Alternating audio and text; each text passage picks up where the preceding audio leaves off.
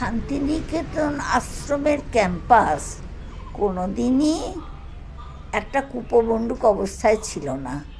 সকলেই সেখানে যেতে পারত এবং ক্যাম্পাসটা ঘুরে দেখতে পারত।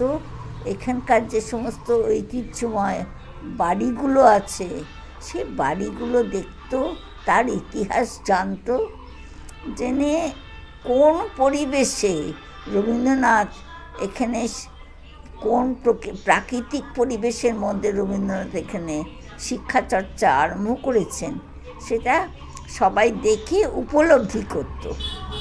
এটাই বড় কথা। এই জন্য